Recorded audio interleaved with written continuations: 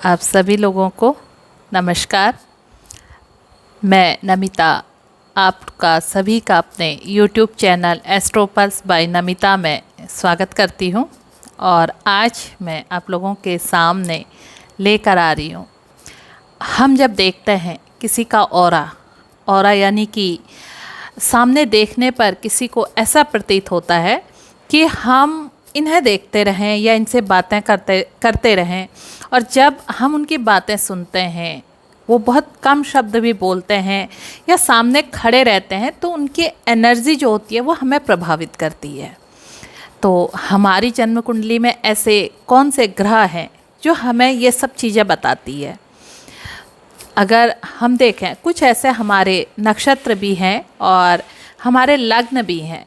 हमारे लग्न क्या हैं, कौन से ऐसे लग्न हैं जो सबसे ज़्यादा ऑरा लेकर ही पैदा होते हैं, इसके बारे में मैं आपको अगले वीडियो जब बनाऊंगी तब बताऊंगी। आज मैं आप लोगों को जो बताने जा रही हूँ वो बताने जा रही हूँ कि हम अपना ऑरा कैसे मजबूत करें, कैसे अच्छा बनाएं, और किस ग्रह के कारण, किस ग्रह को मजबूत करने से हमारा ऑरा अच्छा बनेगा। ये सब सुनने से पहले मैं आपसे कहूँगी कि अभी तक अगर आपने ये एस्ट्रोपल्स बाय नमिता चैनल सब्सक्राइब नहीं किया है तो आप इसे सब्सक्राइब कर लीजिए। और जो भी मेरे वीडियो अब मैं रेगुलर इसमें वीडियो आप लोगों के बीच में लेकर आ रही हूँ, हर विषय अब मेरा बिल्कुल हमारे जीवन में जो रोज़ घटनाएं घटित होती हैं इन सब से संबंधित होंगे।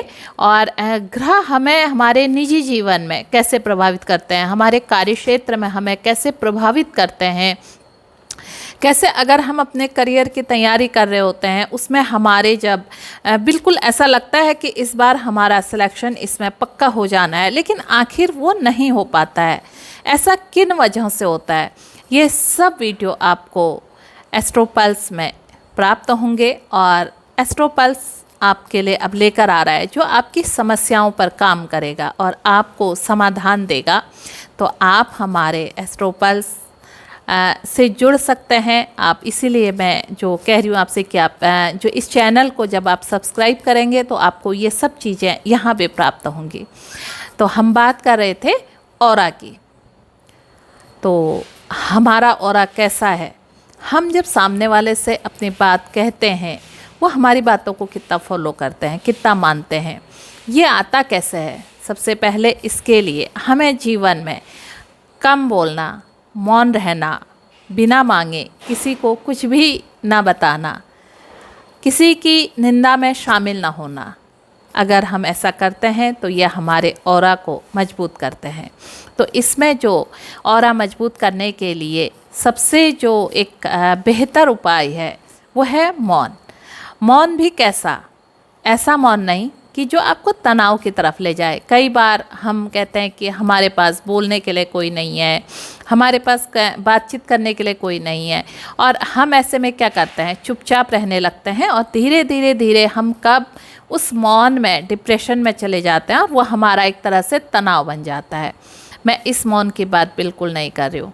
एक ऐसा मौन जो हमारे इनर सोल यानी कि हमारी आत्मा से बात करे, अंतर्मन से बात करे, जो हमारी कमियों पर स्वयं से चर्चा करे। जब हम ऐसे मौन की बात करते हैं तो हम अपने कमियों पर काम करते हैं और धीरे होता क्या है कि हम पावरफुल होते जाते हैं। और हमारा जो जब हम अंदर की तरफ मुड़ते हैं तो हमारे चेहरे पे जो होता है तेज आ जाता है। और वो तेज ऐसा नहीं है कि हमने बहुत सारी चेहरे पर लिपापोती कर ली है तब वो तेज आ रहा है, नेचुरल तेज आता है। वो सामने वाले को प्रभावित करता है। आप जिसके सामने खड़े हो जाते हैं तो आपका ऑरा उसको आकर्षित करता है। तो इसके लिए एक वैसे तो साधना भी होती है, पर यहाँ पर मैं आपको एक बहुत सरल और बेहद कहते हैं ना, बहुत सरलतम तरीके से अपने ऑरे को मजबूत करना, ये मैं आपको बता रही हूँ। जब हम प्रतिदिन एक नियम शुरू करें, इसको हफ्ते 10 दिन, 12 दिन, और अधिकतम मैं जो समय देती हूँ 21 से 45 दिन का, उसमें हम अपना टाइम पीरियड बढ़ाते जाएं। इसकी शुरुआत हम 15 मिनट से करें और आखिर में इसको 2 घंटे तक ले जाएं।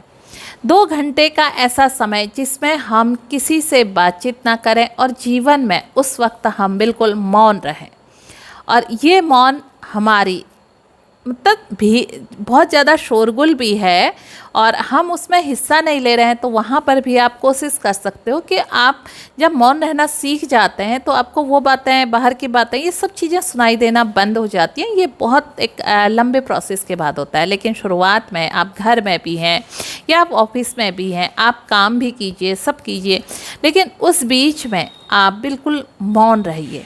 मौन का ये कतई मतलब नहीं है कि आप किसी को कष्ट दें या किसी से, मतलब किसी ने कुछ बोला और आपने समझ रखा है कि मुझे मौन रहना है, मुझे ये 2 घंटे में कुछ नहीं बोलना है और इसके बाद जब मेरा मौन टूटेगा तो इसको तो मैं फिर तब बताऊंगा।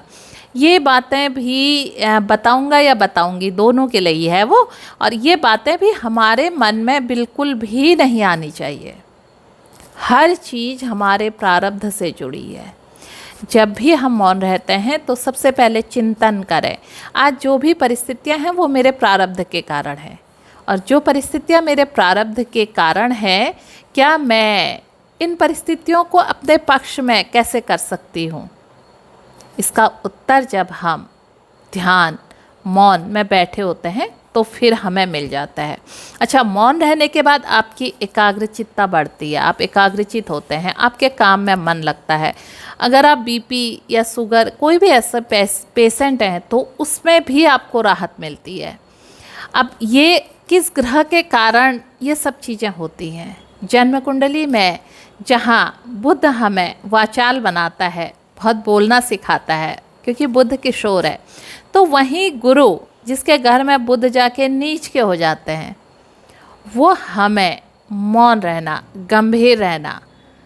अगर हमारी जन्म कुंडली में पहले तो गुरु हमारे अच्छे हैं और अच्छे भाव यानी कि केंद्र त्रिकोण में बैठे हुए हैं, तो ऐसे में ये हमें जीवन में कितनी ही कठिन परिस्थितियां आए, ये अपनी समस्याओं का रोना नहीं रोते हैं, ये अपनी समस्याओं पर काम करते हैं और एक दिन ये दिखा देते हैं कि हमारी जो अंतर्मन की शक्ति है वो बेहद मजबूत है। और यही ग्रह अगर मजबूत आपने करना है तो आप गुरु ग्रह को बलवान कीजिए।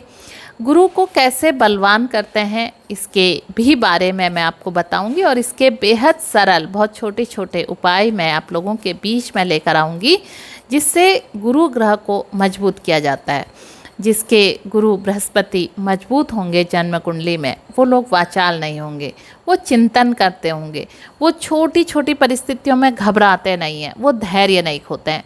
ये ताकत देता है मौन, और मौन रहना हमें गुरु से आता है। जन्म कुंडली में अगर गुरु मजबूत हैं, अब ऐसा भी है कि जिनकी जन्म कुंडली में गुरु 8वें भाव में है, तो ऐसे लोग बेहद गंभीर होते हैं और ये जब बोलते हैं तो इनकी वाणी में एक तेज होता है। क्यों?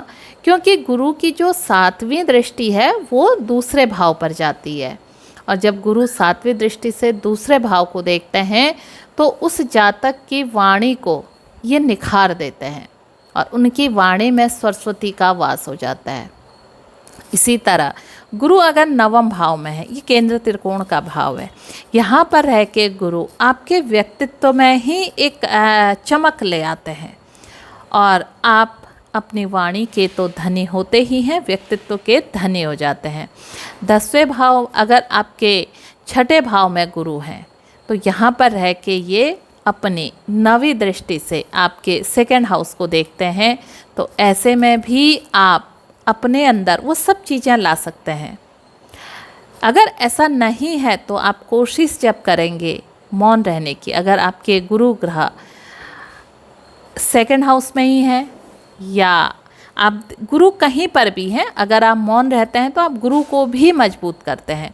लेकिन अगर जिन भावों में मैं बात कर रही हूँ, गुरु आपके सेकंड में है, गुरु आपके लग्न में है, और गुरु आपके छठे में है, गुरु आपके नवम में है, गुरु दसम में है, तो ये चीज़ें यहाँ से आपको प्राप्त होती हैं कि गुरु आपको वो बल देते हैं। इसके अलावा जब हम शुक्र की बात करते हैं, क्योंकि ये भी एक ऐसे ग्रह हैं जो हमारी चीज़ों को निखारते हैं। शुक्र भी कहीं आपके दूसरे भाव में है, शुक्र आपके अष्टम भाव में है, शुक्र आपके नवम भाव में है, तो यहाँ से ये जातक के चीज़ों को सुधार करते हैं। बस ये पाप युक्त नहीं होना चाहिए। अगर ये पाप प्रभाव में आए तो फिर वो बात तब आती है जब पाप प्रभाव में भी आकर हम इनके रेमेडी को लेते हैं। और हमारे शास्त्रों में जब समस्या दी हैं तो उनके समाधान भी दिए हैं, लेकिन हम केवल समस्या पर बात करते हैं, समाधान की बात नहीं करते हैं। सही तरीके से अगर हम शास्त्रों में दी हुई बहुत छोटी छोटी रेमेडी करते हैं, बहुत छोटे छोटे उपायों को अपने जीवन में करते हैं, और उन उपायों का एक जो निश्चित टाइम पीरियड है उस टाइम पीरियड में लेकर चलते हैं, तो उससे निश्चित रूप से फ़ायदे होते हैं। आज मेरे पास जितने लोग भी आते हैं उन्हें बहुत छोटी मात्रा में बहुत छोटी छोटी जो रेमेडी कराई गई हैं उनसे उन्होंने लाभ लिए हैं। हम बहुत ज़्यादा समय नहीं निकाल पाते हैं, तो मैं कहती हूँ केवल 15 मिनट, सुबह का 15 मिनट, जब हमें किसी से भी ना बोलना पड़े, अपने केवल अंतर्मन से बात करने पड़े, वो हमारा सुबह का जो समय होता है देव समय होता है। तो ऐसे समय में रहकर भी आप गुरु ग्रह को मजबूत कर सकते हैं। तो अगर मैं बात करूं, आज हमने ऑरा के लिए बात करी थी कि अपना ऑरा हम कैसे पॉजिटिव करें, कैसे हम अपने ऑरा को बेहद मजबूत बनाएं, कि हम जहां पर बैठें, मौन भी बैठें, तो हमें ऐसा न लगे कि ये मौन हमें दुखी कर रहा है, ये एकांतता हमें दुखी कर रही है।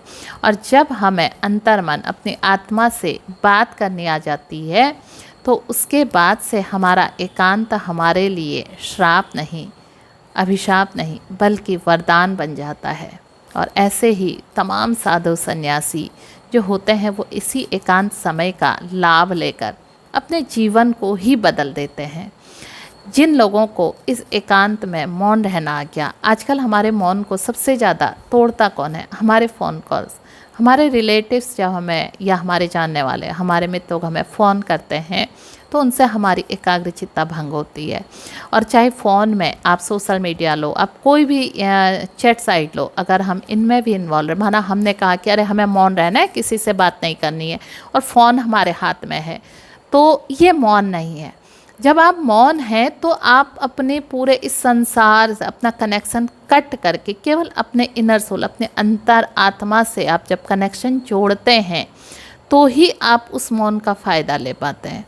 अब हमने अपने आप को मौन रखा, लेकिन हम फ़ोन पर बिज़ी रहे, हम धीरे धीरे वो जो चिंतन होता है वो भी हमारे अंदर की तरफ को अच्छी चीज़ों में परिवर्तन के लिए होने लगता है। और सही अगर बात करूं, अगर हमें चिंतन करने में अंदर की तरफ मुड़ना आ जाएगा, तो बहुत सारी हमारे जीवन की समस्याएं ठीक हो जाती हैं। और सच बताऊं, मौन रहने से आपका गुरु ग्रह चाहे नीच का है, आपका कितना ही खराब है, वो किसी भाव में बैठा हो, आपका लग्न कौन सा है, आप 45 दिन अगर इस उपाय को करते हैं तो निश्चित रूप से आप अपने गुरु ग्रह को भी मजबूत कर लेते हैं।